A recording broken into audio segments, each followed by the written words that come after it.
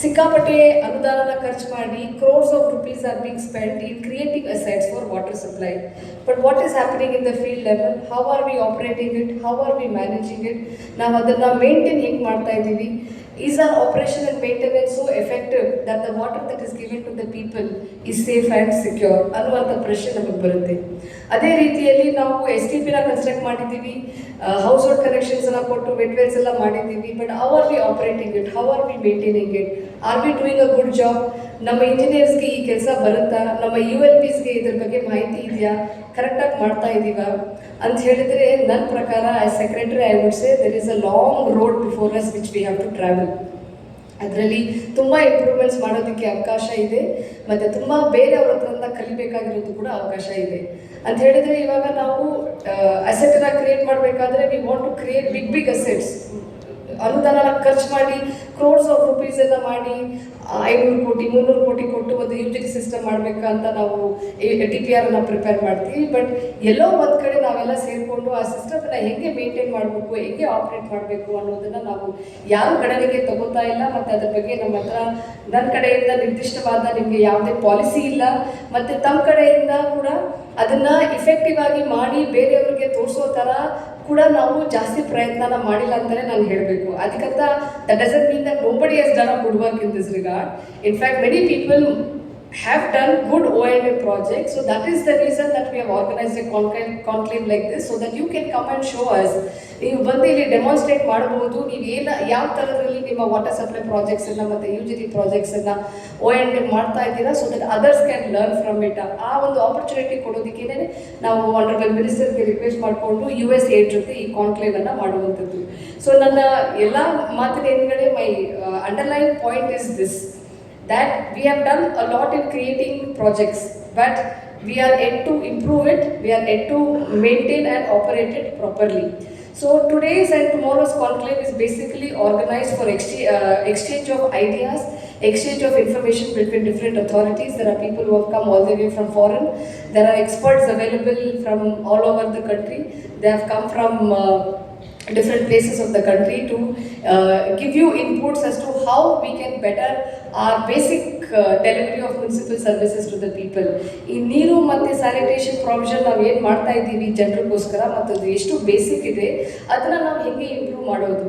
ಯಾವಾಗಲೂ ನಾವು ದೊಡ್ಡ ದೊಡ್ಡ ಟಾಲ್ ಐಡಿಯಾಸ್ ಹೇಳ್ತೀವಿ, ನಾವು ಹೇಳ್ತೀವಿ 24/7 ವಾಟರ್ ಸಪ್ಲೈ ಪ್ರಾಜೆಕ್ಟ್ ಮಾಡ್ತಾ ಇದ್ದೀವಿ, ಅದನ್ನು ಜನರಿಗೆ ಕೊಟ್ಬಿಡ್ಬೇಕು ಅಂತ ಹೇಳ್ತೀವಿ. 600-700 ಕೋಟಿ ಕೊಟ್ಬಿಟ್ಟು ನಾವು UGD system, the entire city is going to be covered by UGD network ಅಂತ ನಾವು ಪ್ರಾಜೆಕ್ಟನ್ನು ಡಿಸೈನ್ ಮಾಡಿ ಅದಕ್ಕೆ ಅನುದಾನ ಪಡ್ಕೊತಾ ಇದ್ದೀವಿ. But how successful are we in delivering these services to the people? Are people happy? Do they have grievance in getting these services? Are they happy that whatever water they are drinking is a safe water to drink?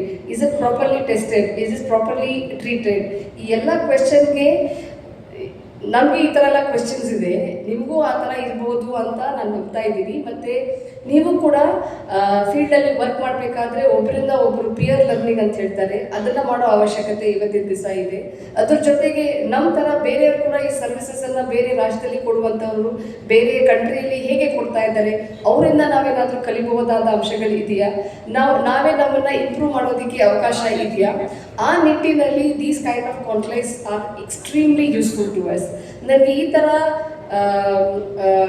ಕಾನ್ಕ್ಲೇವ್ಸು ಮತ್ತು workshops ಎಲ್ಲ organise ಮಾಡಿ ಅದರಲ್ಲಿ participate ಮಾಡೋದಕ್ಕೆ ಯಾಕೆ ತುಂಬ ಇಷ್ಟ, ಮತ್ತು why it is important for others ಅಂತ ಹೇಳಿದರೆ, it gives you a great opportunity to learn from others, unlearn your own perspective, unlearn your own ideas, and also relearn from others who must have done great work.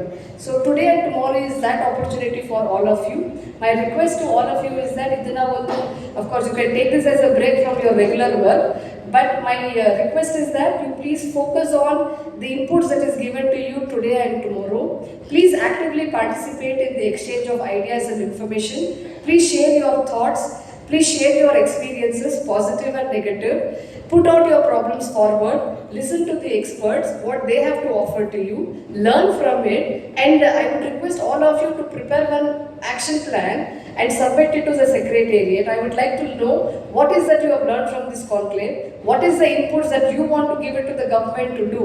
ನಿಮ್ಮಿಂದ ನಾನೇನು ಕಲಿಬೇಕು ಅಂತ ನನಗೆ ಒಂದು ಪೇಪರಲ್ಲಿ ಬರೆದು ಬಿಟ್ಟು ನಾಳೆ ಸಂಜೆ ಹೋಗೋಷ್ಟೊತ್ತಿಗೆ ನೀವು ನನಗೆ ಕೊಟ್ಟರೆ ನನಗೆ ತುಂಬ ಅನುಕೂಲ ಆಗುತ್ತೆ. ಯಾಕಂದರೆ this is also a great time. ಮುಂದೆ ಬಡ್ಜೆಟ್ ಬರ್ತಾ ಇದೆ.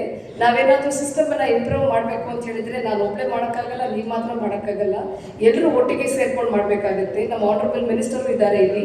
ಹಿ gives extreme support for any new innovation or ಏನಾದರೂ ಹೊಸದು ಮಾಡೋದರಲ್ಲಿ ಮತ್ತು ಇಂಪ್ರೂವ್ಮೆಂಟ್ ಮಾಡೋದರಲ್ಲಿ ಅವ್ರು ಕೊಡುವಂಥ ಎನ್ಕರೇಜ್ಮೆಂಟ್ ಬೇರೆ ಯಾರು ಕೊಡೋದಿಲ್ಲ. ಸೊ ದೇರ್ ಫೋರ್ ಈ ಥರ ಎನ್ವೈರ್ಮೆಂಟಲ್ಲಿ ನಂದು ರಿಕ್ವೆಸ್ಟ್ ಏನಿದೆ ಅಂತ ಹೇಳಿದರೆ, ಈ 2 ದಿವಸದ ಕಲಿಕೆಯಲ್ಲಿ ನನಗೆ ನಾನು ಏನಾದರೂ ಕಲಿಬೇಕಾಗಿರೋದು ಏನಾದರೂ ಇದ್ದರೆ, ಮತ್ತು ಡಿಪಾರ್ಟ್ಮೆಂಟಿಂದ ನಾನು ನಿಮಗೆ ಮಾಡಬೇಕಾಗಿರೋದು ಏನಾದರೂ ಇದ್ದರೆ ಪ್ಲೀಸ್ ಅದನ್ನು ಲಿಸ್ಟ್ ಮಾಡಿ ನನಗೆ ಕೊಡಬೇಕು ಅಂತ ಕೇಳ್ಕೊತಾ ಇದ್ದೀನಿ. ಈ ಕಾನ್ಕ್ಲೇವಲ್ಲಿ ಪಾರ್ಟಿಸಿಪೇಟ್ ಮಾಡೋದಕ್ಕೆ ಇಷ್ಟು ಜನರು ಬಂದಿರೋದಕ್ಕೆ ನನ್ನ ಧನ್ಯವಾದ ಕೂಡ ಹೇಳ್ಕೊತಾ ಇದ್ದೀನಿ. Let this be a 2 days great learning for both of us. Thank you.